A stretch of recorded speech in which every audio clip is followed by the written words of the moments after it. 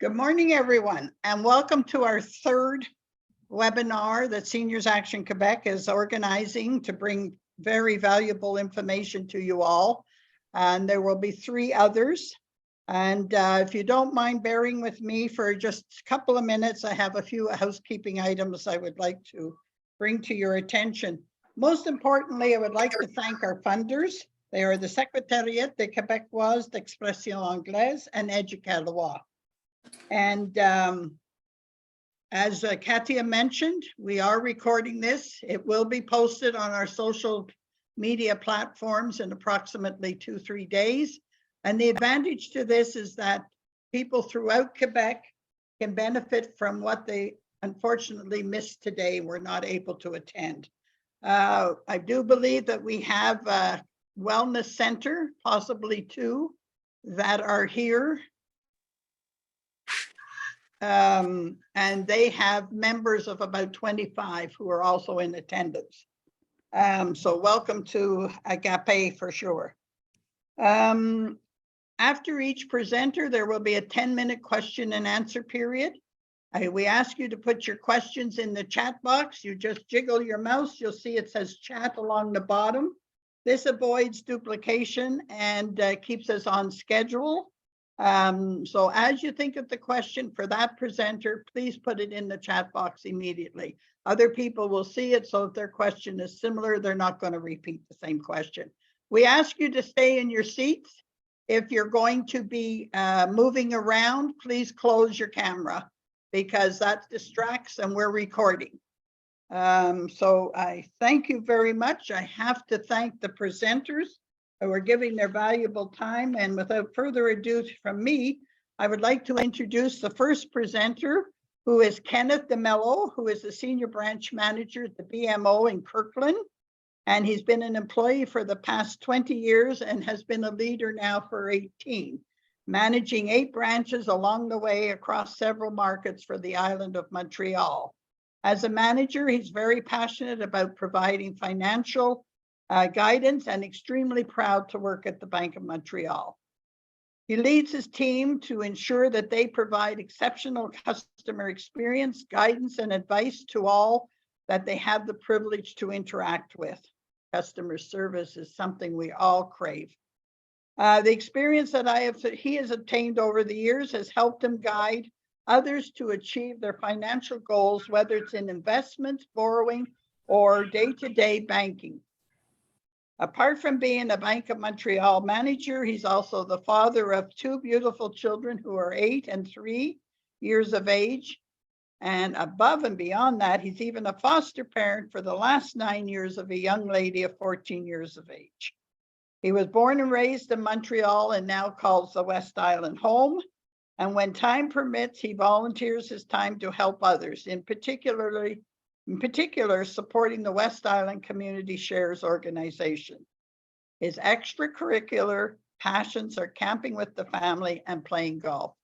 So Ken, without further ado, we're all anxious to hear what the bank can do for us, what they can't do, and especially under these increasingly interest-raising times. And so without further ado, I turn it over to you, Ken. Thank you, Ruth. I believe after that introduction, I think I'm done. I'm not going to say any more. But thank you for that, Ruth. I really appreciate it. And thank you, everyone, for joining, and all the other presenters as well. So yeah, I was asked to present something that I find to me is quite important, especially these days. As Ruth mentioned already, we're going through some interesting times with interest rates, inflation, all those things that we don't like seeing right now, but we have to manage. We have to get through this difficult time. So I was asked to basically talk about what can the bank do for you, or how do you work with your financial institution. But first, I wanted to talk about some misconceptions that people might have when they come to the bank for help. Okay, so I hear this every day. As Ruth had already mentioned, I've been with the bank for 20 years, and I hear these things every day. So That's if you want to show the first slide.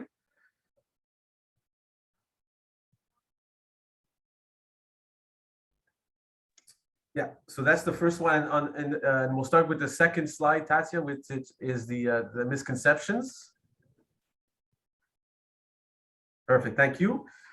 So number one, I hear this all the time. The banks make billions of dollars. The banks are only for the profits. And you know what? The banks are a business.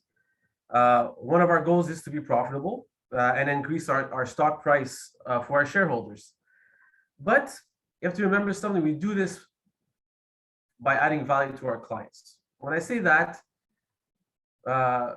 we don't make profits unless we have clients, unless we're helping out our clients every single day. But there are things that the banks do as well to help our communities. If everyone remembers, during the beginning of COVID, all banks rallied together to support individuals, businesses by offering relief in payments and interest.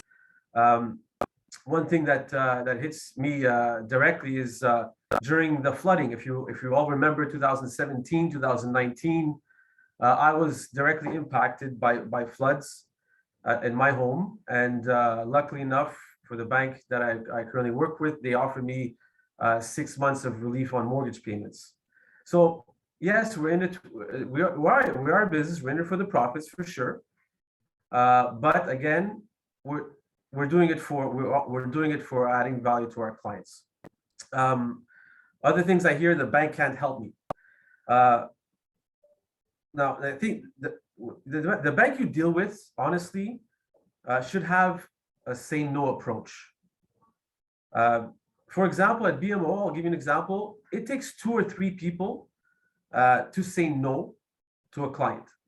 So if a client comes in and the first individual is not able to help the client, that person is supposed to come and see a manager, an assistant branch manager, and ask them for guidance. Okay. And usually by the time it gets to that second or third person, there's always a solution that can be found.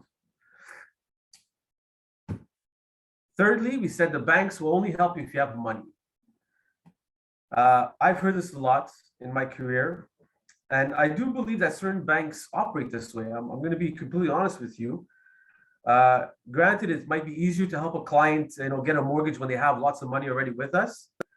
But the people that need the most help are those that don't have all those savings. If you're dealing with a good bank, they should treat everyone equally. And establishing a human approach is what Bank of Montreal stands for. Fourth, we said the banks want me to do everything online. It's true, that we are doing more transactions online. Look at this presentation, for example. We used to do these live, but now we're doing everything through Zoom or Teams. But most banks are not actually reducing or removing branches. Banks are always looking for ways for our customers to do their banking simpler, but there will always be branches around. And I'll give you an example. For BMO, we've actually decided to increase our footprint in the market by adding more branches and staff. Fifth, banks want you to have debt. Yes, the interest rates. We want to make money by those interest rates. But I'll give you a little bit of a tip here. Banks actually don't make their money on interest and mortgages. The banks actually want you to deposit their money in the bank, and that's how they make their profits. Now with interest rates rising, we do have special, obviously, GICs and things like that offer higher interest rates. But again, just like I said, we don't necessarily want people to be in debt. We want people to actually have savings. If you go to the next slide.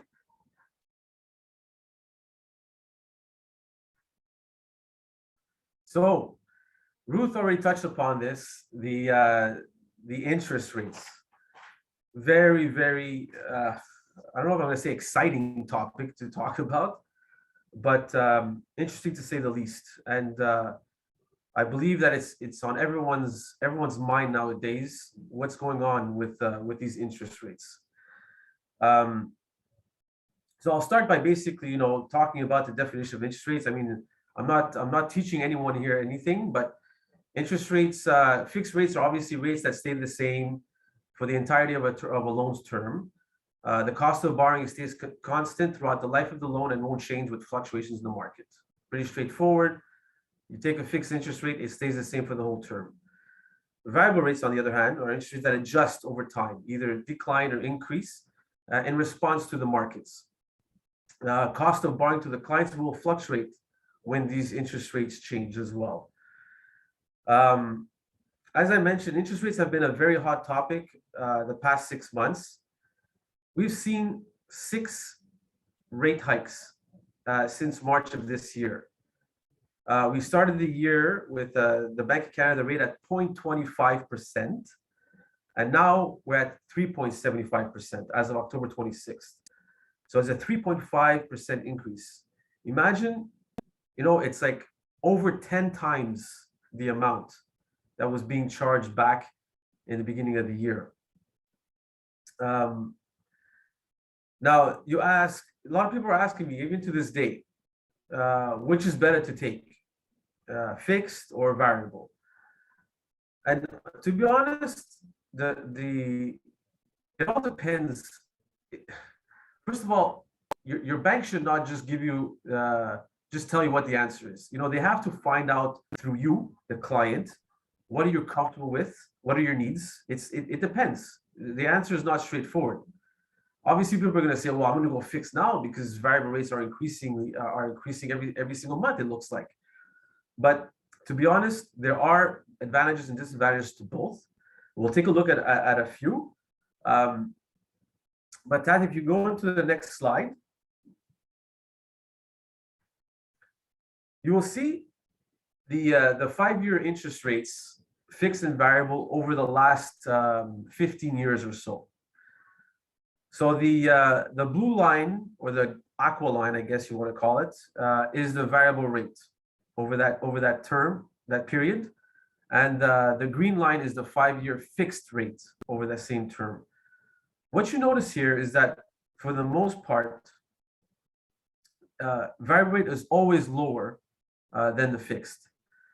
Now you might be telling me, yes, but in a rising interest rate environment, you want to go fixed, whereas in a declining interest rate environment, you want to go variable, and that's absolutely true. But to time it is extremely difficult to do.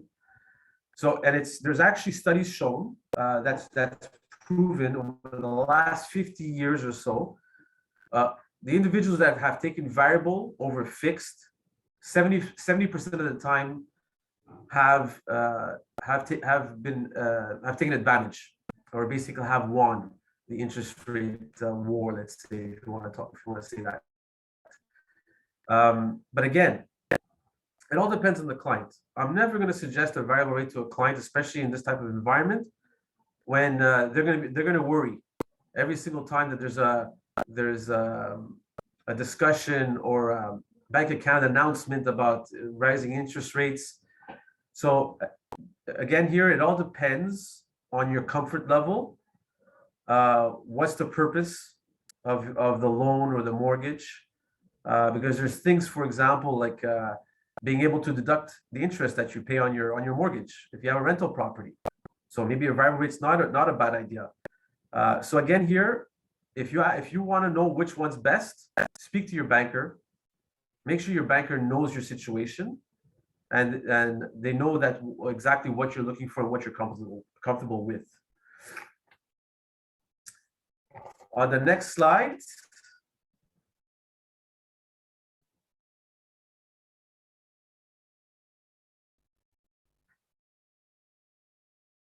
So here's an interesting one to show what's happened in the past 3 years and what they forecast to happen in the next year and a half or so.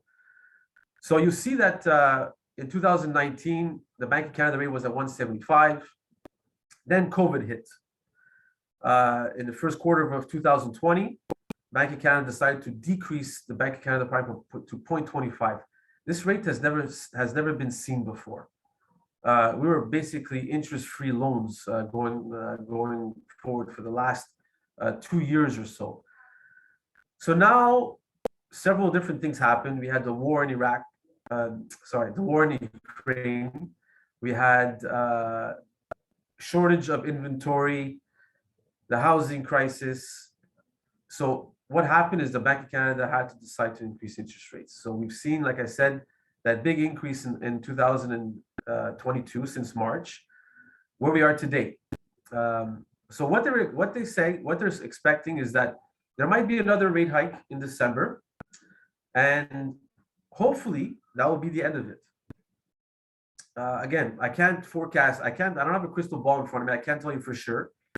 These are based on economists' predictions and forecasts. And they expect that 2023 is going to be relatively stable.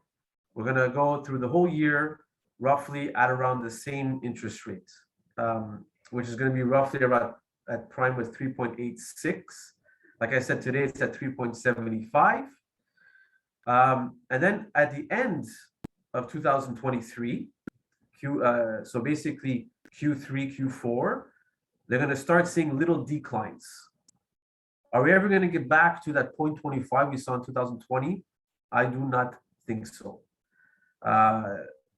But you know what? The good news is what the Bank of Canada has done with increasing their interest rates is they have, in some sense, tapered inflation. Working in the bank, we get to see what's going on with respect to the housing market. One of the markets directly impacted is the housing market.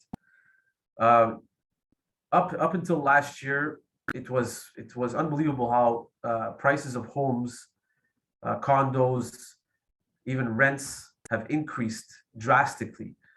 And in the past 6 months or so, we've started seeing a steady decline in home prices, even up to like 20%, 10 to 20% declines in comparison to what we saw at the end of last year. So the interest rates hikes are working to fight some inflation, but there's still some work to do. I know groceries are so much more expensive, 10 to 12%, they say. Gas prices are still so expensive. So, but there is going to be a little bit of a gap between rising interest rates and the start of declining in prices. Okay, so but like I said, it's going to be a very interesting couple of years to come. And working with your banks, I'm telling you right now, is probably going to be something you need to be looking at. And I'm glad we're doing this presentation for you today, because we're going to be talking about budgets, which are going to be extremely important going forward to fight rising interest rates. That, if you go to the next slide. So, question for you is, when is the time, you might ask yourself, when is the time to meet your financial advisor? And the simplest answer to this question, that's if you want to press the enter button again.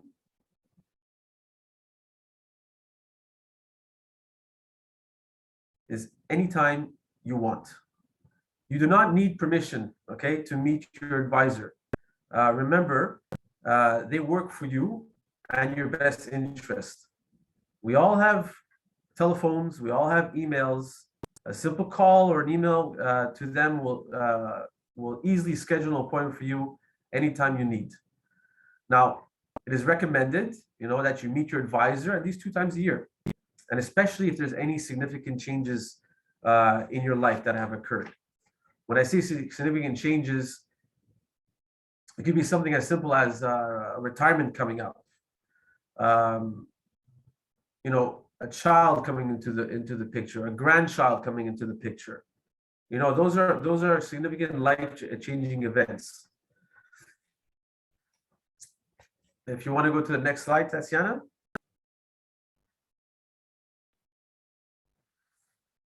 So the banks, what do we offer? What are the things that that you could come and talk to your bank about.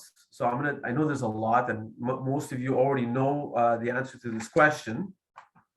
But simply put, the banks offer depository services, right? So your simple bank accounts, checking, savings, transactions in the branch, paying your bills, foreign exchange, getting US money, drafts and checks. We obviously offer loans, so granting credit facilities, so credit cards, mortgages, RSP loans, all those things. Commercial banking, for those of you who have businesses, we also offer credit cards and mortgages and loans on businesses. But most importantly in this one is most banks also offer you an account manager, someone specific for you and your business to answer your questions and your needs. Online banking, as I mentioned before, it's becoming more prominent in our everyday lives. We have our apps, we have our mobile apps that we can go do our banking, take a picture of our check to deposit. We have our bank, we still have the websites that you can go online. And we have our online trading platforms, so for example, at BMO, it's Investor Line, so you could trade your stocks and buy bonds, GICs, and so forth. Insurance. We offer creditor insurance, so life and disability on your loans, on your mortgages. We offer life and disability insurance just generally. Some banks also offer like home insurance, car insurance. And one of the insurances that I'm going to talk about a little bit further on is the CDIC, which you'll see in the next slide, but I'll wait, Tatsia, for you to go there. But it's the Canada Deposit Insurance Corporation, and I hope that most of you know what this is. Number 6, financial planning. Now, some banks offer licensed financial planners that are free of charge. And you'd be surprised. Independent financial planning firms can charge in the thousands, to get a legit financial plan. But normally banks don't charge you whatsoever. So this is a service that you all should know about, because in most banks, I believe, at least in Bank of Montreal, the financial planners in the branch are licensed. When I talk about licensed, is that they've had to go through rigorous courses, exams, studying, and believe me, I did it myself. It's not a cakewalk. So I know what I had to go through to get this license. Okay, but some banks, they have their financial advisors, they call. They may not be licensed. Okay, so they may not be professionally trained to provide you financial planning advice. And when I think about financial plan, I'm not just talking about your investments. There's other things involved. Tax planning, estate planning, your wills, your power of attorneys. All these things are extremely important in your overall financial well-being. Lastly, what can your bank do for you, which I find is the most important, is offer you peace of mind. To me, having a solid relationship with your advisor will go a long way for both you and your advisor. It makes things a little bit easier when you want to communicate about certain different aspects of what you're going through, your needs and your concerns. And again, peace of mind, you'll see in further slides how important this is to, at least to Bank of Montreal, and I believe, to be honest, for the most part, most banks. If you want to go to the next slide, Tatsia. So I talked about CDIC. So again, I hope most of you know this. And when you talk about peace of mind, we have the Canada Deposit Insurance Corporation. So one way the banks can help protect your money, okay, is by the use of the CDIC. So what is this?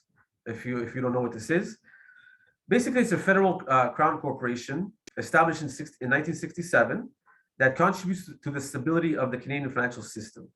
It provides deposit insurance against the loss of eligible deposits at member institutions in the event of failure. So what are member institutions? Those are your financial institutions, banks, credit unions, So all banks, especially in Canada, have this kind of protection. And as you can see in the slide, like you could be actually protected up to $800,000 by the CDIC by using different accounts. So like, for example, you have an account just in your name, protected up to 100,000. You have a joint account with you and your significant other, another 100,000. A trust, tax-free savings. So there's a list up to $800,000. And a lot of clients believe that, they want to spread their money at different banks, which is fine. But they believe they have to do that to get this protection, which is not the case. If their money is placed in different vehicles, like showing on this screen, you're protected in one single bank up to $800,000. That's if you want to go to the next slide. So I talked about peace of mind. I just want to share with you the BMO's mission statement, okay? And every single institution has a mission statement, okay? It's just to show you why we put the clients first in everything that we do. When we talk about how your bank can help you, take a look at their financial statements, okay? So if you're not with BMO, or if you are, you can go on the website and you can see what the mission statement is. But it tells you a lot about the company you're dealing with. The mission statement is basically a concise explanation of the organization's reason for existence. Okay, it describes the organization's purpose and its overall intentions. The mission statement supports the vision and serves to communicate purpose and direction to its employees, okay, customers, and vendors. So basically, you look at ours, pretty straightforward: to boldly grow the good in business and life. It guides everything we make and empowers us to do more for our customers and communities we serve. Straightforward, to the point. But again, what's important for me in this mission statement is our customers. If you press enter, Tatia, sorry. So this is why our customers matter to us. And again, for the most part, I believe it's the same for all financial institutions as well. You go to the next slide. So what happens if the bank that you're dealing with is not able to assist you for whatever reason? I mentioned it earlier that most banks, well, at least for Bank of Montreal, we have we can say no to the client for the first time. Basically, we need to ask a second and third person, higher up managers, assistant managers, before we actually say no, we can't help. Okay, so if you are dealing with a good bank and a financial advisor that cares for your well-being, there's always usually a solution to a problem or a concern. But it may happen. It may happen that for some reason or another we can't help. But again, there are solutions.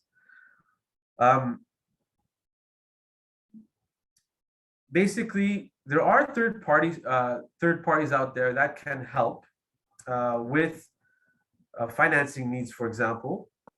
And usually that's mostly the problems we're going to be faced with in the next couple of years is need for credit, right? So need to pay off some debts, reduce your interest costs. So one way to do that is to get a loan, refinance your mortgage.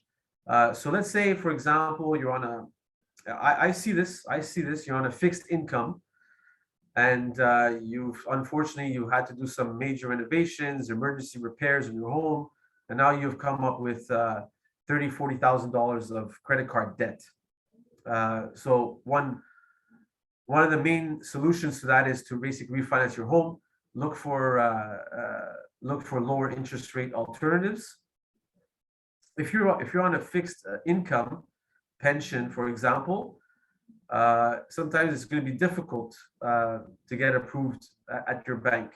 But again, we're going to try to do the best we possibly can to do this. If we can't, there are third parties out there that can help. For example, one that we use and we're starting to use a lot more often is Home Equity Bank, which offer chip reverse mortgages. Some of you may know about them, but there are a solution for you. Next, we have also something called Fairstone third-party lenders that could be there. But again, I don't want you to look at this right now. If you have an issue, go to your bank, and I promise you, they're going to do everything they possibly can to try to help. So that's basically it for me. And now we could go into the question period. Thank you very much, Ken. And you're right on the button for time, so I appreciate that because we are going to be stretched and have to honor our time frame, our schedule. Katia, do you have any questions that have come into the chat box for you to ask Ken? Yeah, we've got 2 or 3. So Ken, the first 2 questions are about credit cards. So the first question is, will credit card companies ever lower the interest rate if you request help? Actually, very good question. What you want to do, banks offer different types of credit cards. Okay, so you want to talk to your bank and find out if they have a preferred rate credit card. I'll give you an example. At BMO, our normal credit cards, their interest rates are like 22.99%, which is crazy, ridiculous. But if you talk to your bank, some banks offer preferred rate credit cards for an annual fee of like $35, for example. Now, what does that rate look like? It looks like, I think it's 11.99 or 12.99. So if you're looking for an alternative to reduce your interest rates on your credit card, ask your bank if they have a preferred rate or a low rate credit card. Okay, and just about that, just to follow up on the preferred rate, are there any exceptions as to people who will not be able to get a preferred rate, or is it open to everyone? No, it's open to everyone. If you have a credit card, with the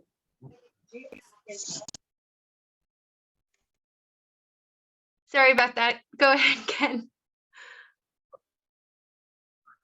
If you have a credit card already with your financial institution and you want to make the change to a preferred rate or low rate, then it's very simple to do. There's no need for an application or anything like that. And it's not limited to certain individuals or certain people. But again, I don't know. I can't speak for other financial institutions that if they have it or not. What I do know is that BMO does have it, but I do believe that some other institutions do have them as well. Okay, and then the next question is about tax-free saving accounts. So the question was that this person has a tax-free savings account, which, sorry, I'm reading here, that's why I'm not looking at you. They have a tax-free savings account with mutual funds, and this person has lost a substantial amount of money. If this person were to withdraw the money that's currently in her account, will this person receive what they invested or what the current market value is? Very good question. I'm a little bit surprised that you don't know the answer to this, because if you have invested money into mutual funds with a financial advisor, it should have been explained. But if you are invested in the mutual funds, which is invested in the market, then you will receive, if you withdraw the money, you're going to receive the market value as of today, not the amount that you initially invested, whatever it is, 6 months ago, 1 year. So again, I'll break it down. If you invested $50,000 into a mutual fund, into a tax-free savings account, and today it's worth $40,000, and you withdraw, you will receive $40,000, not $50,000. And this is just a question that just popped into my head. For seniors who aren't super comfortable with online banking, do you have any tips for them as to how they can either incorporate it into their life or how to make banking a bit more easier for them if, for example, they don't have internet or a whole bunch of other reasons? Do you have any tips for seniors? Absolutely, absolutely. What we do, okay, is we ask clients that are uncomfortable with online or need help to come into the branch. We have individuals in the branch that will take the time with the client in an office, in front of a computer or in front of their tablet, and actually go over it with them. Do some simple transactions. It's not about learning on your own. There is help out there. Even on certain websites, you'll have demos. You could actually go on a website and actually click on demo, and it will show you how to use certain aspects of the website or the app. But again, if you want one easy solution, go to your bank. I told you, you don't need permission to go into your bank and ask for help. Okay, great. Yeah, I think that's it for questions. So thanks, Ken. Ruth, I'll turn it over to you. Thanks, Katya, and thanks for the questions. And Ken, thank you so very much for your presentation. And we do have a 10-minute break. And I really do ask you to respect the 10 minutes because you don't want to miss Rick and his presentation. And we do have to really stick to a schedule. So if we can all come back at about 2 minutes before 10:02, that would be helpful. Thank you. So get a cup of tea, cup of coffee, stretch, and we'll see you back.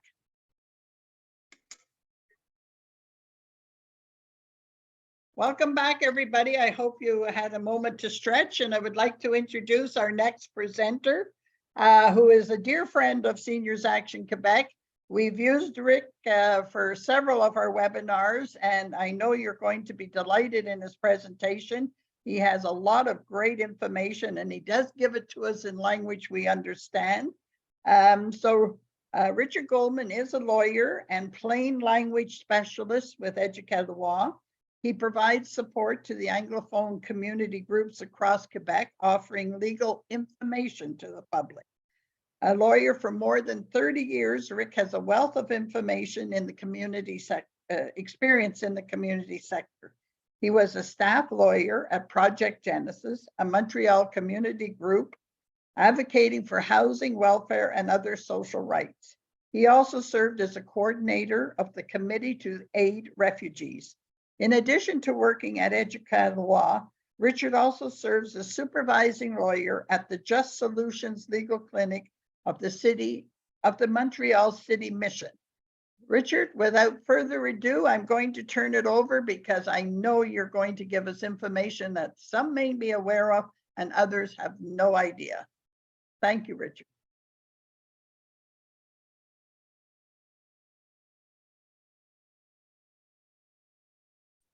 Thank you for that wonderful introduction, Ruth. Muted myself before. So Katya, could you please share the PowerPoint? Yep, hold on.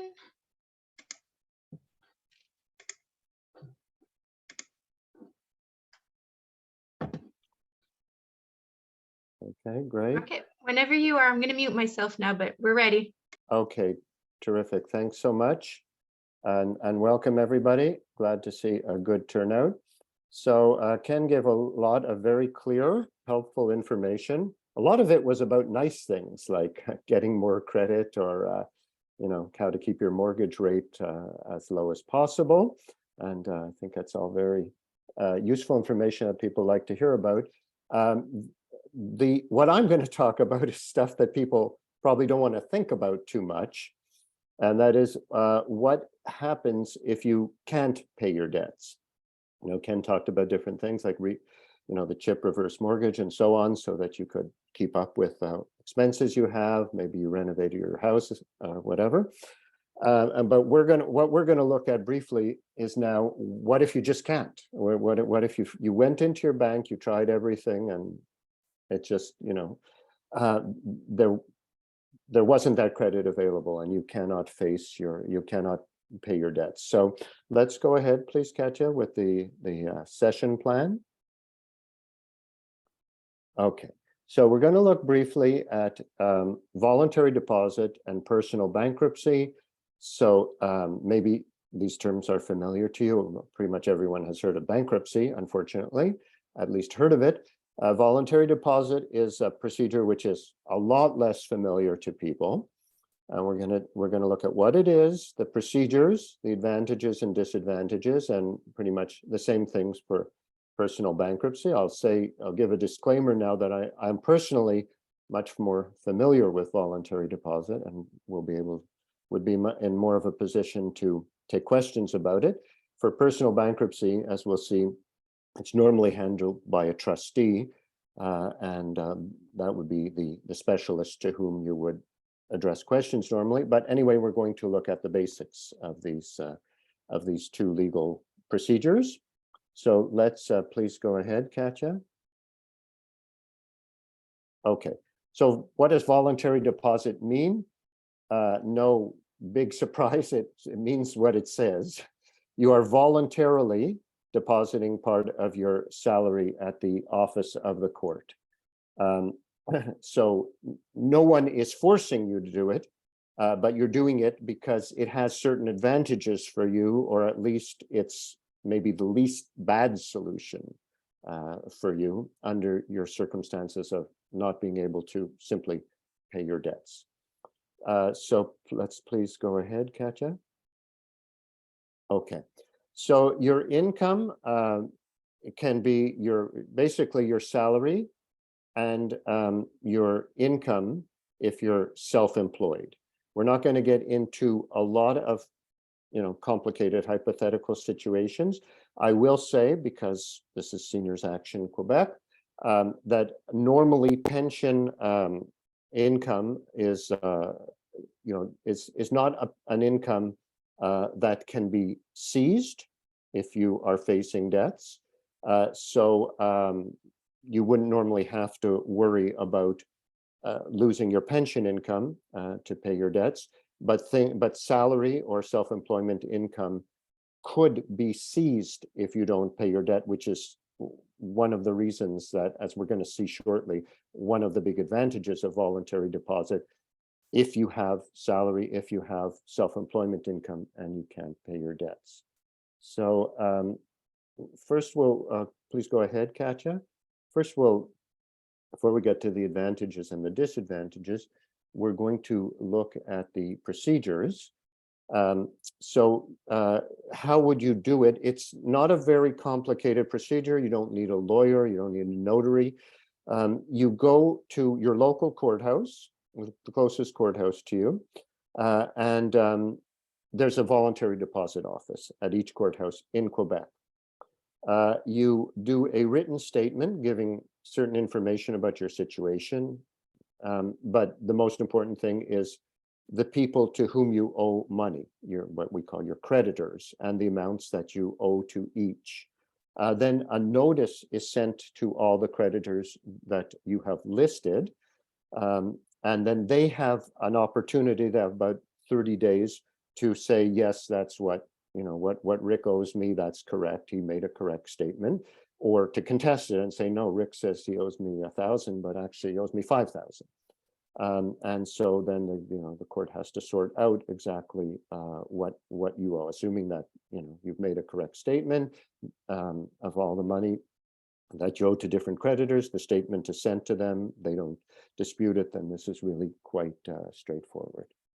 Okay, so let's move ahead, please, Katja. So what are the advantages? I mean, this is, like I say, not something people want to think about or do if they don't have to, but it avoids the risk of having your salary or furniture seized. So when you owe money to somebody, to a variety of creditors, you are at risk of having a portion of your salary or your self-employment income seized.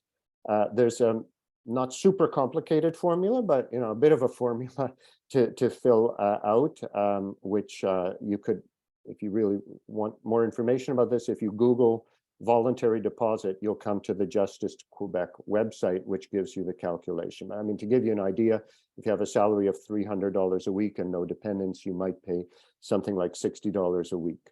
So you keep most of your salary, but it does take a chunk. And now another big advantage, Ken talked about credit card rates being, 22, 23%, and that's not even the worst. Some stores have even higher rates, like their own credit cards. Stores that have their own credit cards, it could be 30%. So when you register for voluntary deposit, the interest rate on all your debts is reduced to 5%. So that's quite a difference if you're paying 23 or 30%. So avoids the risk of having your salary or your possessions, like your furniture, seized. Reduces your rate of interest to 5% from the astronomical rates that you might be paying. Protects you from being sued by the person. So if you list the creditor and you say that they, I owe $2,000 to my dentist or $4,000 to Visa or whatever, they cannot sue you. They're part of this voluntary deposit. And so the idea behind this voluntary deposit is you deposit a certain amount, whatever it is, let's say it's $60 a week. And then this is divided up among your creditors. So, if you owe $30,000 or $40,000 and you're paying $60 a week, then you may never pay off your debt, unfortunately. But you'll never be seized. You never actually have somebody come to your work and tell your employer that they're seizing part of your salary. You won't have your furniture seized. The interest rate at least will be kept down to 5%, and you won't actually be directly sued by anyone.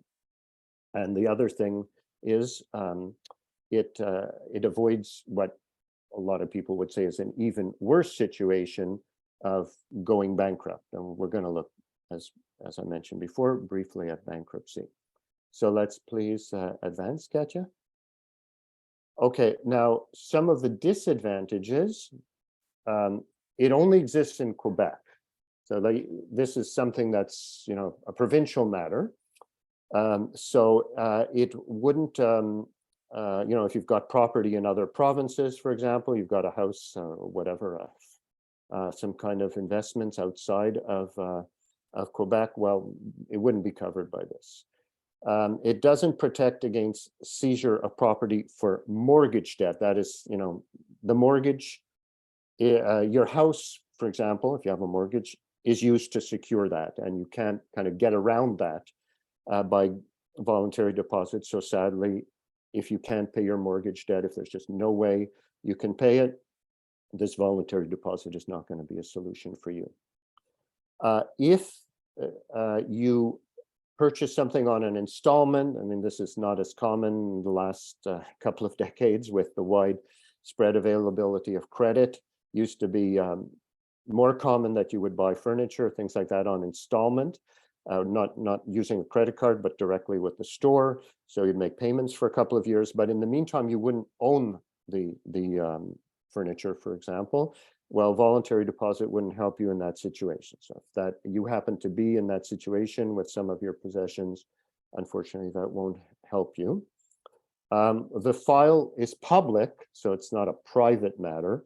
If somebody's snooping around on you, they could find this. And like any situation where you're unable to meet your debts in a normal way, pay them as they come due, pay the full interest, it's going to result in an impact on your credit rating. Okay, so Katya, let's please advance. Okay, now bankruptcy. So this is the most extreme option of when you're in a situation of what's called insolvency. There's just no way that you can meet your debts, and voluntary deposit for one reason or another is not a good option. Let's say I gave the example, you owe $40,000 and you could deposit $60 a week. You're going to kind of deposit that for life. You may not want to be in that situation. You may want to clear your debts once and for all with the most radical, I could say, solution for dealing with debts. So it's a process that lets you be released from most of your debts. We'll see which kind of debts don't get released. by handing over some of your property. So in a way, it lets you erase those debts and put an end to your indebtedness, typically in a period of something like 9 months for a simple case. And the specialist for this, it's not a lawyer, it's not a notary, it's somebody called a trustee. I think most of them are chartered accountants, I can't say for sure. And that is the specialist to whom you go. I know just from experience, we had a lot of this when I worked at Project Genesis years ago, that a lot of trustees offer a free first consultation. So, you can go and see somebody. You could even see more than one and get a second opinion. But they are the specialist that deals with this. Okay, so let's please advance, Katja. Okay, so requirements for personal bankruptcy. You have at least 1,000 or more of debts. That figure probably hasn't changed for a long time, because 1,000 is not what it used to be a generation or two ago. You have to live or own property here. Not already in a state of bankruptcy. You can't declare bankruptcy while you're still bankrupt. You have to be discharged from your bankruptcy to declare it again, and hopefully that'll never happen a second time. And then be in one of these situations, unable for one reason or another to pay your debts as they become due, or stop paying your debts or monthly bills, or the value of all your property is less than the value of all your debts. So one of these situations. Okay, let's please advance, Katja. So as I mentioned, most debts are cleared, are erased by the bankruptcy. And on the left-hand column, you have those that probably are of most concern to an everyday person who, it's not like has all kinds of businesses going on, just regular consumer credit. So unpaid credit card balances, they would be erased. Line of credit debt, personal loans, taxes, debts owed to collection agencies, and student loans. But as you can see, the government is particularly hard on students. And so there's this is on the right-hand column besides student loans, there's a 7-year waiting period if you're a student. Now, debts not included at all, not a question of a waiting period, just you're not going to be able to erase them. Support payments to a former spouse or children, fines, penalties, orders or similar, similar orders from a court, debts flowing from a civil court decision ordering payment of money for sexual assault or assault causing physical injury or death, debts arising from fraud, misrepresentation, or illegal acts. So unfortunately, people are sometimes caught by that. They think, they got away with some kind of fraud. They were caught. They now owe a debt. Well, they're not. You're not going to clear it by a bankruptcy. And then money that a creditor could not get back because you did not tell the trustee, like you went to the trustee and you forgot or neglected or hid some debts that you owe, then it's not part of the bankruptcy and it wouldn't be cleared by the bankruptcy. So let's please advance, Katja. Okay, so I won't go into a lot of detail, and I'm not much of a specialist on this either. But the procedure, once again, you would contact a trustee. The first you might just start with just a consultation before you decide at all what that you even want to go ahead. But then there'll be at least 2 counseling sessions. Then you fill out a number of forms, most notably a list of all your debts and your property. And then the property that becomes part of the bankruptcy is transferred to the trustee.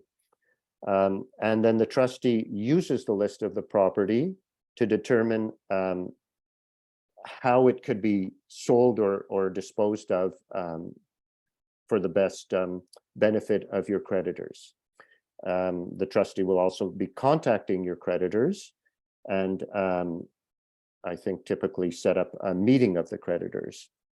Okay, so but some things will not go to the trustee. For example, if you have tools of a trade or a business where you would be generating income, it's in the creditor's interest that you continue generating that income. They're going to get less if you know you're destitute and you lose even your way of making a living. And then so for about 9 months you pay money to the trustee, and that is also distributed to the creditors. And then if all goes well, if it's a simple case, then after 9 months, a court will declare that you are discharged from your bankruptcy, and all the debts that we talked about that do get erased have disappeared. Okay, and then so let's please advance, Katja. So some of the advantages, well, fortunately, there's no legal reason why you would lose your employment. You stop getting calls from creditors. It's the trustee who deals with the creditors now. Once you are discharged, as I mentioned now a couple of times, you are discharged from most of your debts, and it protects you against most lawsuits, as long as you were honest with your trustee and you declared all of your debts to your trustee. So let's please advance, Katja. And disadvantages.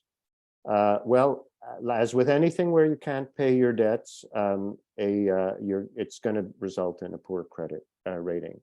I'm not really a specialist on credit, and maybe my colleagues here might even have more to add about this.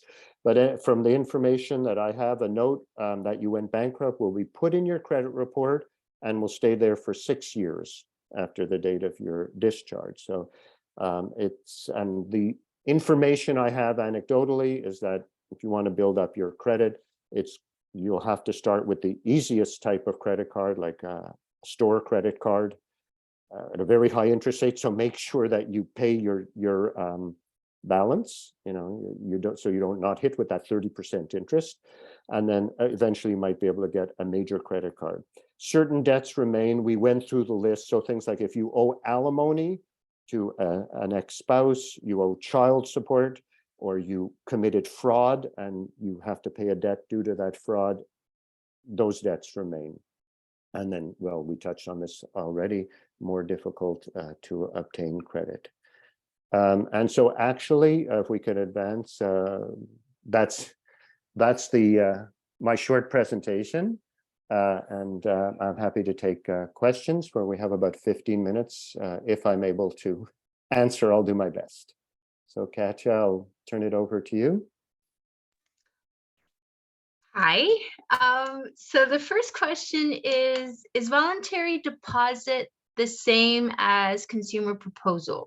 No, we didn't talk about consumer proposal because it's not a detailed thing on bankruptcy, but consumer proposal is also with a trustee, and it is a way to try to avoid bankruptcy by making a proposal to the creditors to take a percentage of the debt. So it's not the same thing. And well, I apologize, it's a 15-minute presentation, but we didn't touch on it at all. That would be done with a trustee. Sorry, I had a hard time finding my mute button. The next question is, what determines which creditor on the list gets paid first? So who determines who gets paid first? Well, as far as I know, if all the creditors are like on the same type consumer credit, they will simply share, in proportion to their to how much is owed. So if one is owed $2,000, the other is owed $1,000, and you're depositing $60 a week, then it'll be pro rata. The one to whom you owe $2,000 will get twice as much as the one who owe $1,000. In certain situations, there's a ranking of creditors, which is a bit more complicated, and especially I think it's in succession cases, like the funeral home will go first, and I just don't have that information, and maybe it's beyond the scope of what's being asked. So in general, if it's a similar type of consumer debt to different debtors, And remember, to different creditors, sorry. And remember, sorry, to just reopen this point. If it's a mortgage, you can't include it. It's the mortgage is secured by your house, so that's not going to help you. So if we're talking about everyday consumer debt, you owe $2,000 to the Bay, $4,000 to Visa, $3,000 to your dentist. They're all on the same scale, and they'll just be paid prorated according to the amount of their debt. So here's the question. So I have two seniors in my life. I have two parents. Hypothetically, they're not, but hypothetically, if they were to declare bankruptcy or voluntary deposit, and the process is on the way, and one of them passes on, or both of them pass on, regardless, would I, as the child, inherit that situation and have to deal with, or? It would be the liquidator of the succession, which might be you. But the point is that the bankruptcy would continue, and the trustee would, and the trustee in bankruptcy and the liquidator of the succession would have to work together. And normally the sort of the succession is the legal existence of a person after they pass away. So the bankruptcy file would continue until it's concluded, at least to my knowledge. Now you're getting into a whole other area about inheriting debt. So I'm going to simplify the question and to take it another way, because this comes up all the time in our wills workshops. If a parent passes away and they owe money, they don't leave you anything. All they have is $25,000 in debts, no assets. You are allowed to renounce to the succession. You don't have to take on their debts, okay? But if you do take on certain, let's say they have 10,000 of assets and 15,000 of debts, and you actually accept the assets, you would also be responsible for the debts. So you can renounce, and then you don't know any of the debts, but if you accept a part of the succession, you accept all of it. Assets and debts.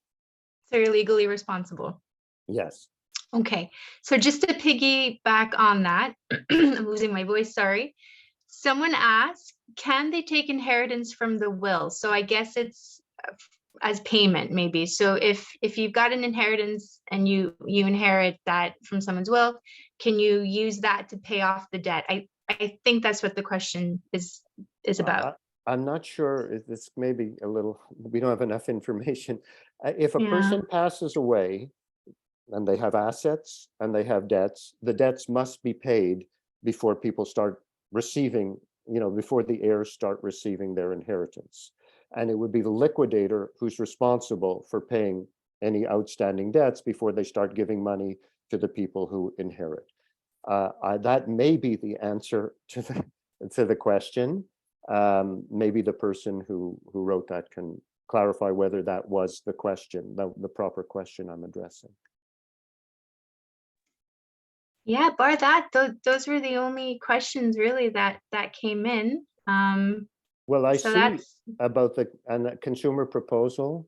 My friend was told she had to tell her house within 2 years to obtain a consumer proposal.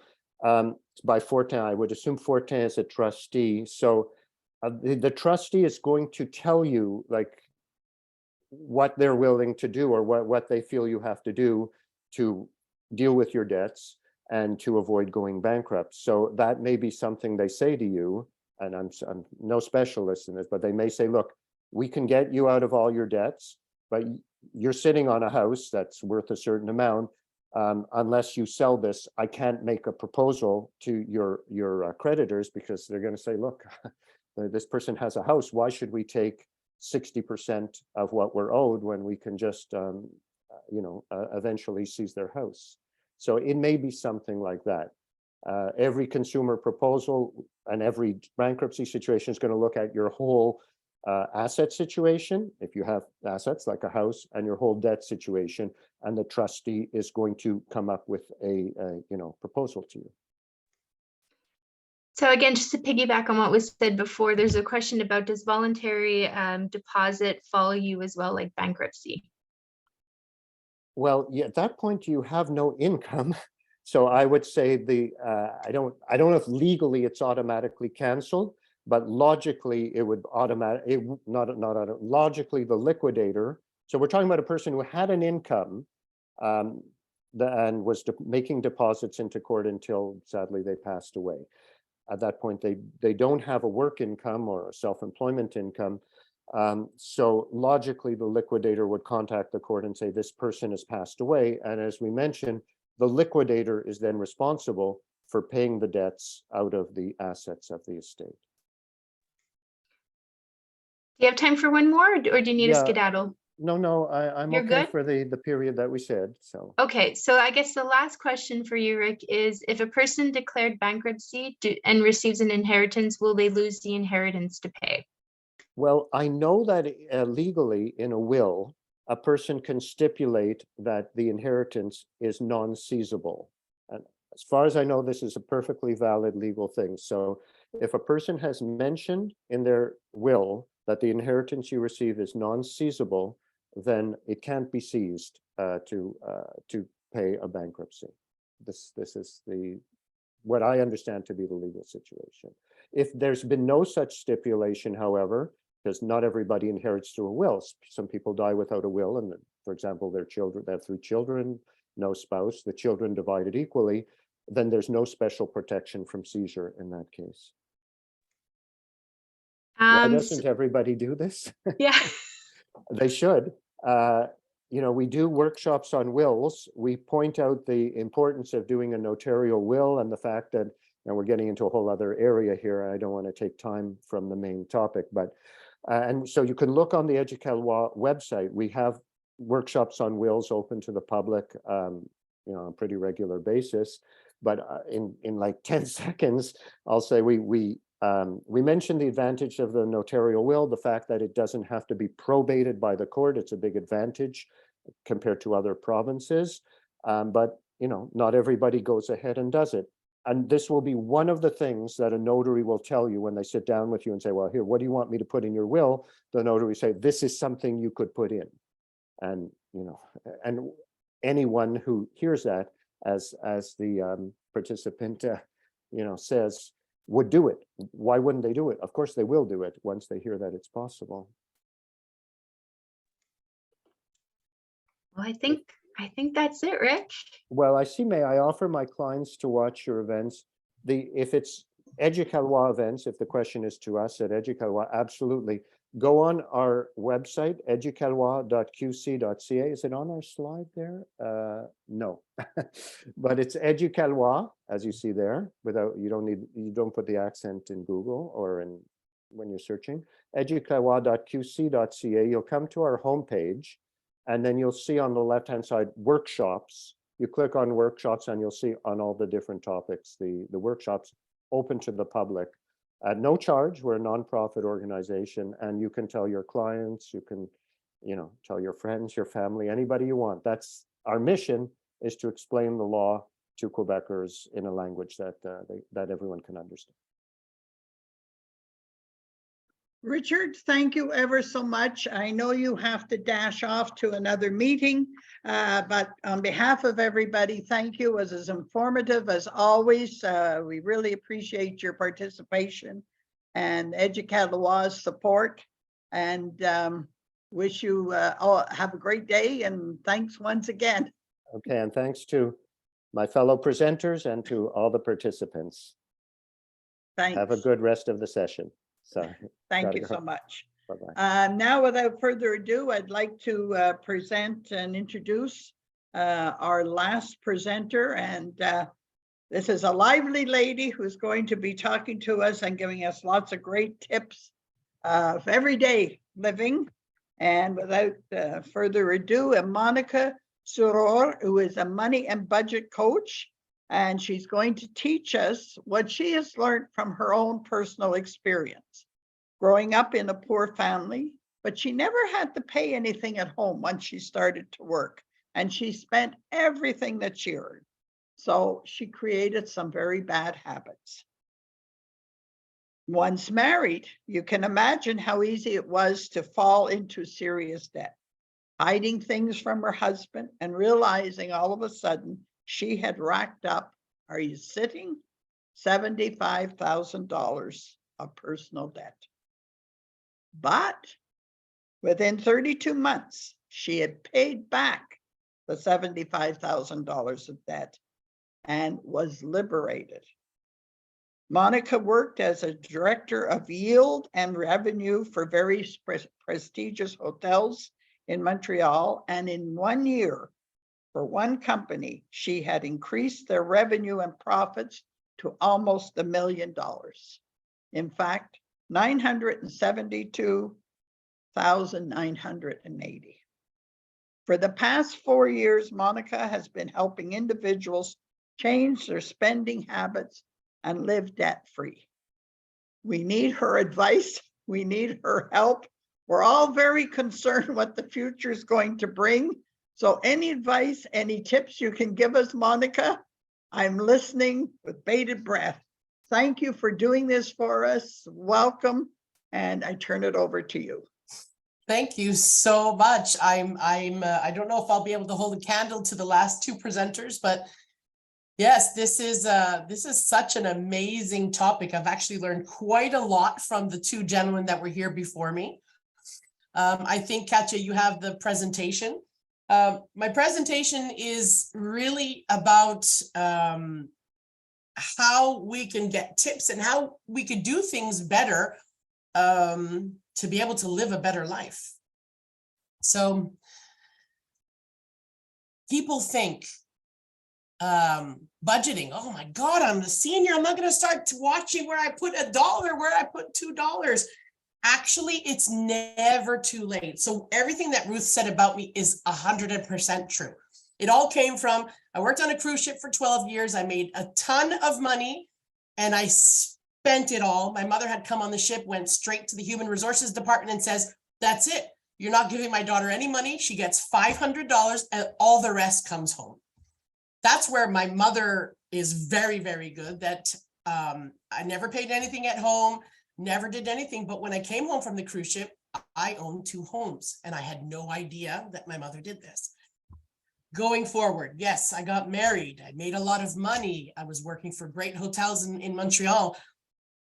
And it was just so easy to pay for stuff. And the problem is I remember every single credit card that I have. So you're in bed, you're on your iPad. I'm like, oh, purchase. The guy was at the door before I even finished purchasing. My husband used to invite him in for dinner. Hey, Joan, the driver of the UPS. And he'd say, hey, you want to come in for dinner? So that's when I realized, okay, and my husband didn't know. That's why I was going, shush. I realized that I spent so much money. So then I came onto this. I had a couple friends, unfortunately, that committed suicide because of money. And I was so good at anybody else's money. So good. They committed suicide. I have a couple of friends that were millionaires and actually are living in government housing now. And I said, yeah, no, I have to help people. I started doing this actually like 10 years ago, and I helped people for free. I realized when I helped people for free, they weren't always accountable. So what is a budget? So there's a huge difference between, I guess you can go to the next slide.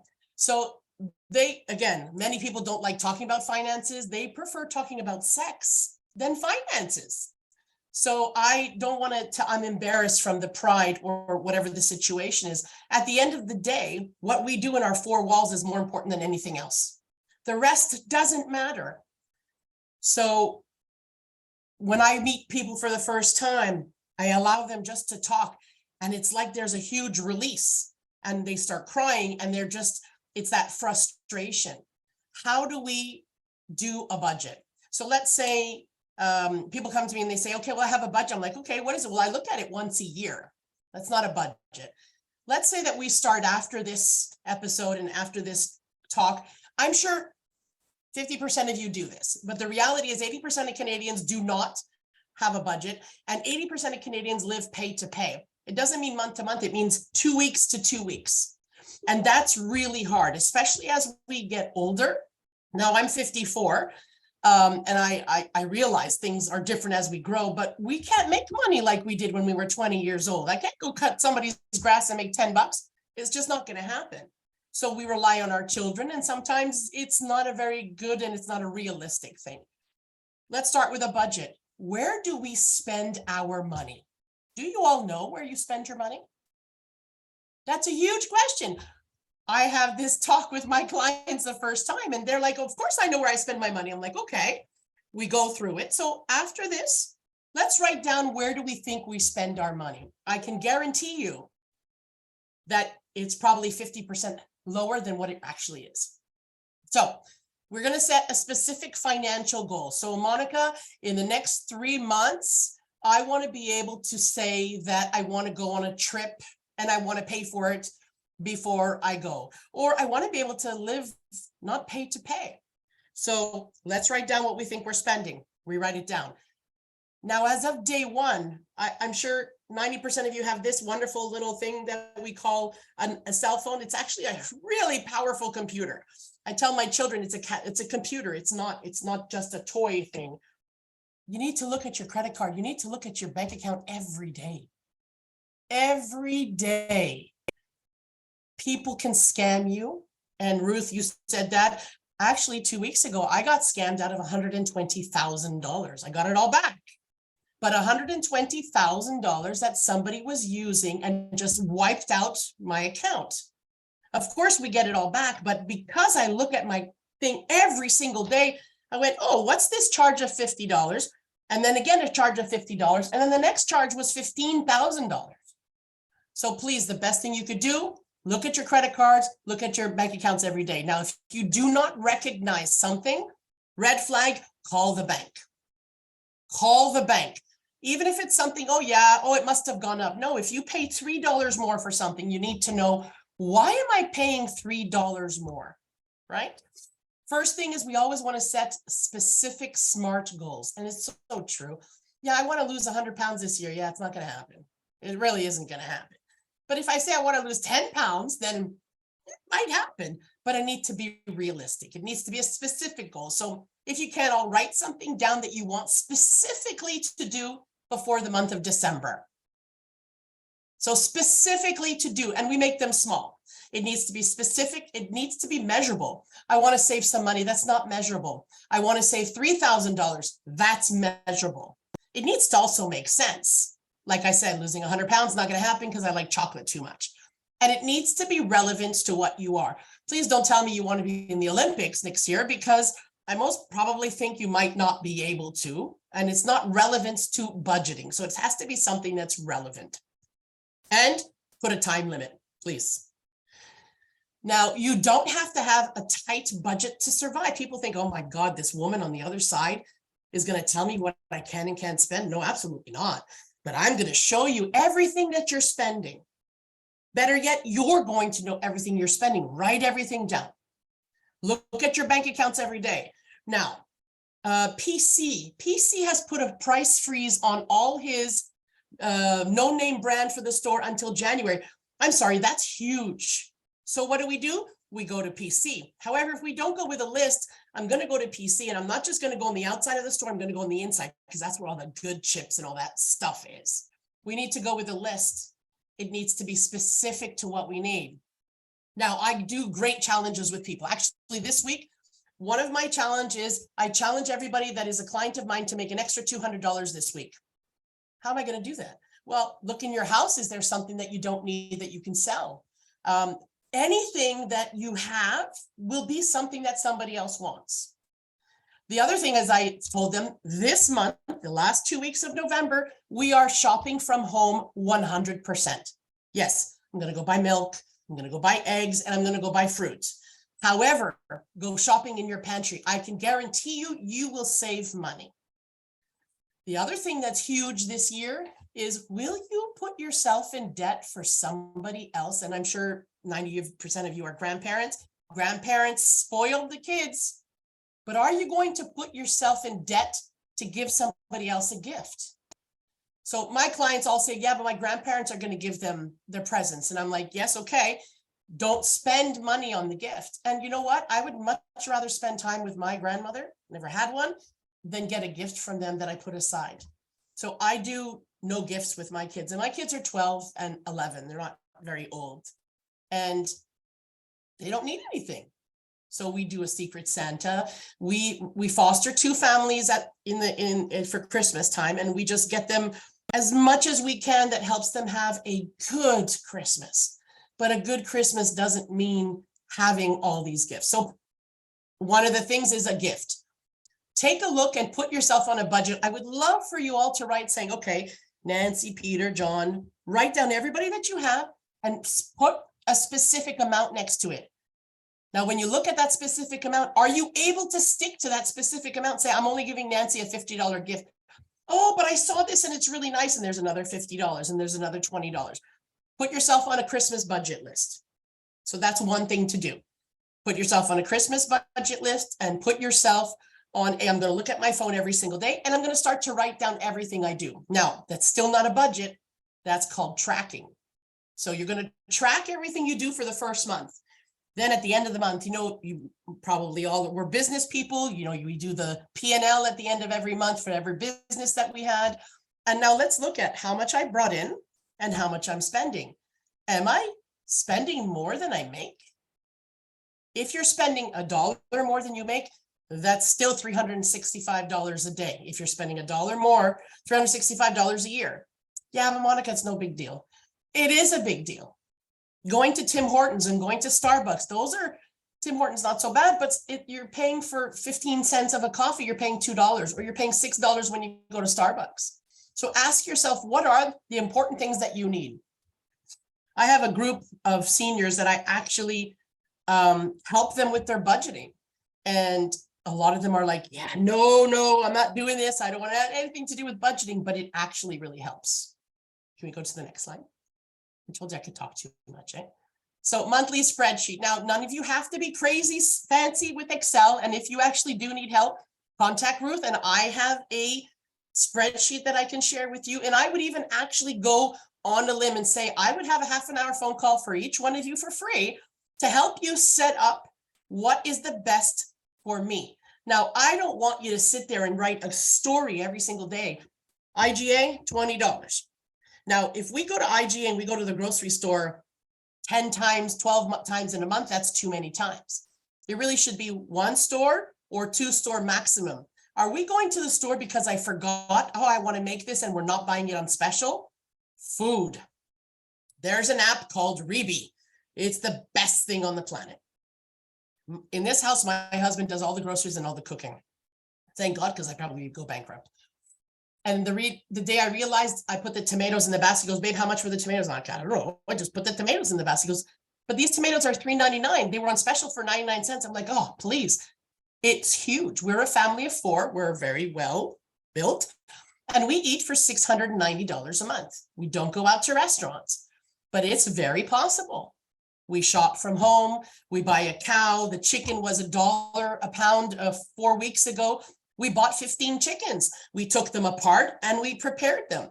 That's what your kids are there for, helping you. Hey guys, come over. We bought some chickens. Can you help me marinate and put everything and do it in a bag? That's great. I would love to spend time with my family members doing this. So putting down everything that you're spending is huge to take control. You can't control if you don't know what's going on, right? If you go to Florida, you have a map. Everything has to have a plan. Utility costs. So one of the things that, and I was looking at the questions you were asking, yeah, but the bank's not going to give me a better rate, preferential rate. I'm really glad he brought that up. Your utilities will go down though. You can call Bell Canada. You can call, first of all, there's the FADUC, which I'm sure you all know of. It's a $50 card and you get a whole bunch of different discounts. But you even get discounts when you call them. Like in the States, it's AARP. Those are huge. So if you call Bell Canada, hey, I'm a senior, I'm this, they could look at what you've been spending for the last 8 months, a year, and they should be able to offer you something that's better. Not only that, hey, you know what? I'm thinking of going somewhere else. Okay, madam, you know what? We're going to give you $30 off for the next 12 months, but in 12 months, it's going to go up. No worries. I'm going to have something in my calendar that reminds me. I'm going to call you back in 11 months and 15 days, and I'm going to get it again. Now, TELUS does that. Everybody does it. I think Hydro-Quebec is the only one who doesn't do it. However, Hydro-Quebec will never cut your heating in the winter because, I mean, that's humane, right? Most important thing though, is if you do have bills that you owe, I tell people, please put your big girl pants on, big boy pants. You have to pay those responsibilities. And the more that you don't answer these people when they're calling you, they're gonna keep coming after you. But if you call them and say, listen, this is the situation I'm in, I can't do anything about it, they will actually do something for you. So every year I go and I actually ask the questions, and I do that now. So followers, okay, so that's good for the year. Next, please. Savings programs, I love those. So did you, besides than that, did you know McDonald's gives a discount on every second Monday of the month or something? You get all kinds of these discounts when you go to restaurants and things like that. So your loved ones own family, they own a home. Obviously, don't do any of what I'm telling you unless you speak to a financial advisor, unless you speak to a banker, and understand what you want before you go anywhere. Because if you don't understand with the new lingo, they can completely scumbumbulate you, right? So understand, I want to talk about this, this, and this. So yes, so there are school tax relief stars. Like my mother used to say, well, why do I have to pay school tax? My kids are all grown up. I don't have to pay school tax anymore. However, in the city of Pointe Claire, did you know that you can get your garbage taken out for free? Did you know that you can get a housekeeper to come to your house once every 2 weeks for almost free? I think it was costing my mom $3 an hour. It's crazy. You're a senior. Your cities all do things for you, but we don't know because it's not advertised. But call up your city saying, listen, I have a hard time going out. My back is sore. I don't like to go out. I have a hard time breathing. They'll come and take out your garbage, and they'll come and put it back when it's done, the container. Even with your recycling, they'll come to your house and do the house cleaning. There's a lot of things that they can help you do.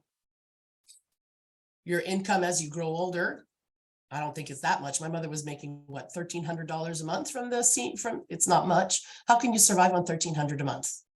It's very hard, right? Next, please. So senior discounts, yes. So senior discounts, I turned 54 this year. My husband turned 50 and I got him a fat up card. And he was like, what's the matter with you? I said, babe, you get discounts sometimes everywhere you go.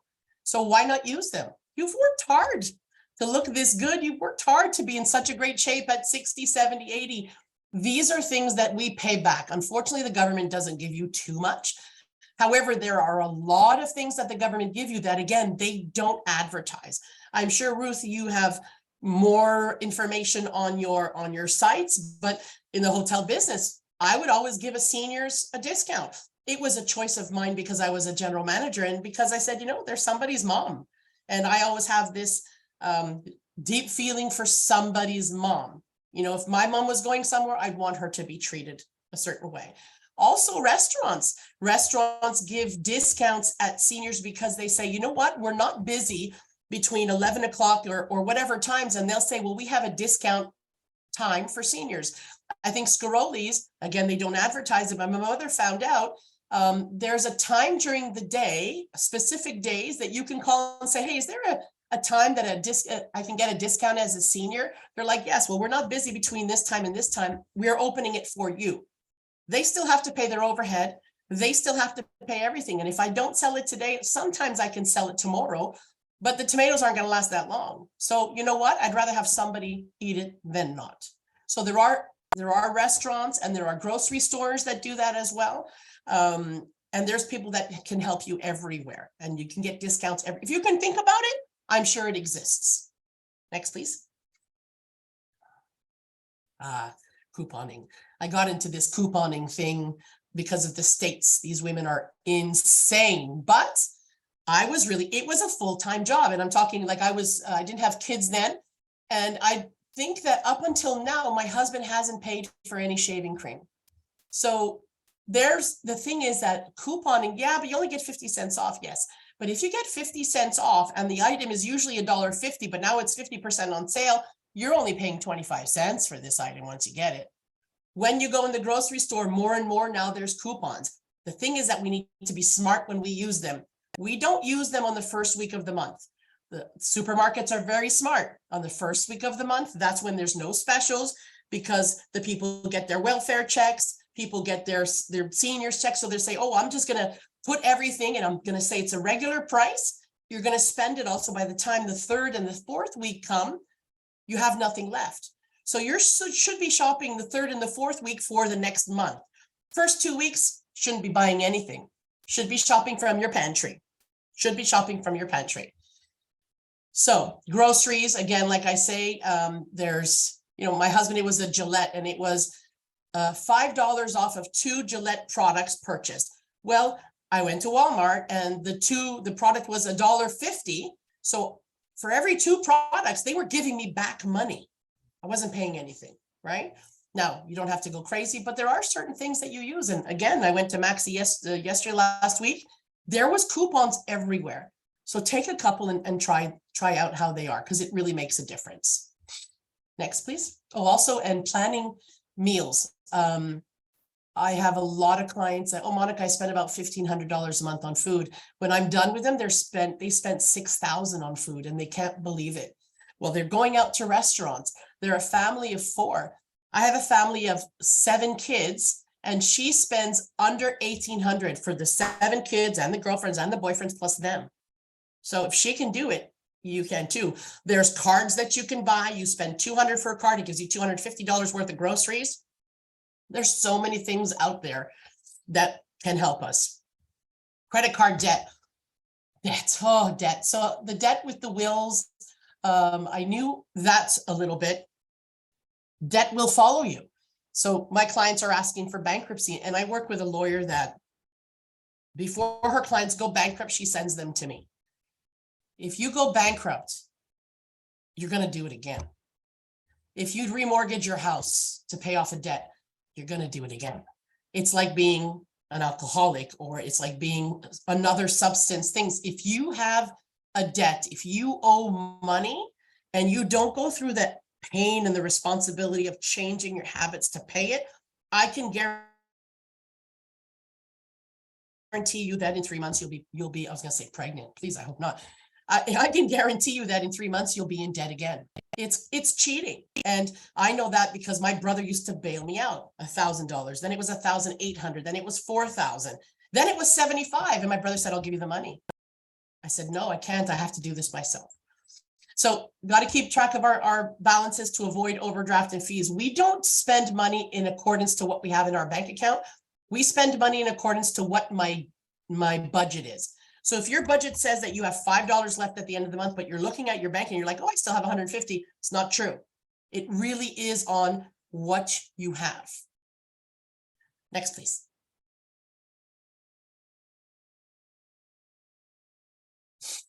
Telecommunication bundles. I think we spoke about that. Phone services. There's some things also you can share with the kids. Like, if your kids have Netflix, let them share it with you. If your kids have Disney Plus, you're allowed to be 4, 5, or 6 people on Disney Plus. You don't need to pay for it, right? You don't need the 65, megabytes of whatever. So take a look at what you actually need. Take a look at what you need and live with that. Next, please. Meal preparation ideas for seniors or for anybody. Right? I noticed that my mother completely changed the way she ate as she got older. She started having oatmeal and berries. I personally don't like oatmeal. I think my husband loves it. My son loves overnight oatmeal. So we do overnight oats at night, and we put different flavors, and he loves it. He takes it to school. Hard-boiled eggs. If you have cholesterol, be careful with the white part. Yogurt, power toast, like we say, avocados. I'm celiac, so I can't eat bread. So I do everything on, with a piece of lettuce. Now, don't go buy lettuce today because it's like $5 a head. It's insane. Stay away from what's expensive. Next, please. Eggs and red potatoes. So eggs and potatoes, sweet potato fries, omelets, for example. These are things that I think you can do quickly. Quinoa salads. Also, it always depends on what your digestive system is like. And all of this stuff that you buy in a restaurant, it still also hurts you. I know that when I go to a restaurant, it's right through me and it hurts. The idea of going to a restaurant, because I don't have time, it actually, afterwards, it actually hurts me quite a bit. So try as much as possible. talk about little about the psychological thinking that goes on when we shop and purchase. Oh, yes. One of the big psychological things is, well, I need to get a Tesla. I had a client, he called me in tears. He's a CEO of a huge company in Montreal. He makes $700,000 a year. My friends have been telling me to call you for the longest time. Monica, I'm $500,000 in debt. And then there was silence. And I was trying to go, okay.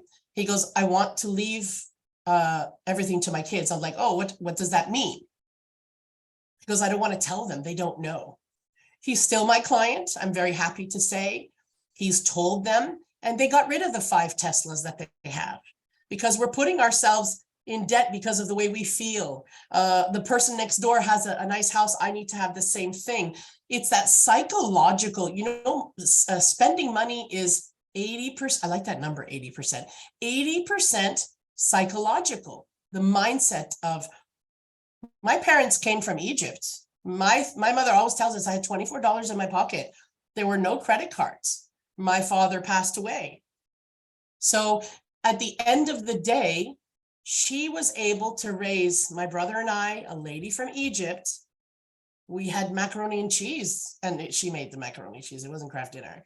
She used to make her own rendition of McDonald's, and we had no choice, but we don't remember it. But now, like, my brother's a multimillionaire because he was given the choice, he was given the option. My mother's taught us. He went away and he made his money. But all of this to say, please start young. Teach your children to do this. Do it for yourselves. Write down what you're spending. Just take a look at it. A week. Try it just for a week. After a week, I can guarantee you that you'll see a difference.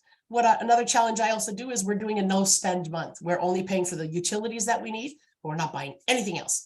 You'd be so surprised how many things are free in our city. I have a list of over 100 things that are free for seniors, for kids. You want to have a date with your grandchild. That's so much more fun than a gift. So I don't know where I am with my time. Oh, 11:50. Yay. Credit control debt, research senior discounts, best telecommunication budgets, reduce utility costs. I think I've gotten almost everything. I'm not sure what I have in the next slides. Same, different kinds of food, beans, Caesar salad. Yeah, but now let's do it just tomato and cucumber because lettuce is too expensive. Next, please. Yeah, so my name is Monica. I'm a money and budget coach. So managing your money is much, much more than a thing of dollars and cents. You have to do it well. You have to be honest with yourself. A lot of people, money is a highly charged emotional subject. And it's not uncommon for those with debt to experience shame and overwhelm. It's also not uncommon to shop when we're feeling down or simply let our desires get the best of us in the moment, hiding stuff under the bed. So it really, really is a whole global thing. Tracking your money is not budgeting. Budgeting is saying, I get to have $100 for this clothing, let's say. Yeah, but Monica, this jacket is usually $3,000. It's on sale for $50. Is it in your budget? It's not in your budget. If you want it, you have to take it from somewhere else. Overspending isn't an option. Thank you so much for your time. Thank you, Monica, so very much. I found that very informative and some good psychological and practical pieces of advice that you've given us. Katia, are there questions in the chat box for Monica? We have about 10 minutes. Not really, but Monica, I'll start it off. When you're talking about starting a monthly budget and a spreadsheet, can you just maybe give an idea of how much should go into what? Or, like how much should go into utilities, how much should go into food, how much should go into fun, how much should go into, I don't know, whatever other ways people need to spend their money. So most of the time people also say it's a 50-30-20 rule. So we're spending 50% of our income. We are saving 30, we're investing, or we're saving 20%, and the other 30 we're putting it aside. So when you're looking at your home, you're looking at maybe 20%. Cars should be 10 to 15%. Again, depends on your lifestyle. If you're more of a sports person, it's maybe 5 to 10%. You've got insurances that you have to pay for. It really depends on where you live, what kind of insurances that you do have. We're not asking you also to start whole new things that you've never done before. But at the end of the day, it can't add up to more than 100%, right? So I've had people, I've told them, you've got to sell your car. So it really depends, but you're looking at that kind of, I have a breakdown. I can share it with everybody afterwards. Okay, so here's another one. So you were talking about kind of ways that, you know, seniors could save money. So maybe if you could give a few more examples. For example, with my own parents, what I do, well, what we do, I should say, is we bulk up. So for example, every 4 or 5 months, we combine our cash and we put an order at the butcher's and we get 4 kilos, 6 kilos of mincemeat because it's cheaper by the, or pound, I don't know, kilos, pounds, whatever. It's cheaper by the pound. And same thing with, you know, chicken breasts and sausages and all that. And I know, for example, at Bulk Barn, they've got Seniors Day, which I think is a Wednesday, and you get 15% off if you bring your jars, and you can, you know, stock your pantry up with flour and all of that good stuff. So are there any other tips maybe that you can give people? So we do that too. So my husband and I, we buy a half a cow twice a year. And yes, and then I know my mom had friends and they were 5 or 6 families and they would buy the half a cow, prepare everything. So that's where I say shop from home. We still have to be very careful when we go at Bulk Barn or things like that, because even if it's on special and you get that 15% discount, it could even be more expensive still than what's at the grocery store. So knowing your prices, making a list of 20 items that you use all the time. Butter now, I mean, you're never going to see it less than $3. But the other day was $2.97. So I sent my husband and said, I need 15 pounds of butter. You know, maple syrup, it's $10. But when you see it at $4, and if you have a coupon, that's when you go and get it. So yes, bulk up, shop with a friend, but do not buy too much because you have to still do the FIFO, like the first in and the first out. So when you buy things, bring it out. If there people live in a home together, share what you have.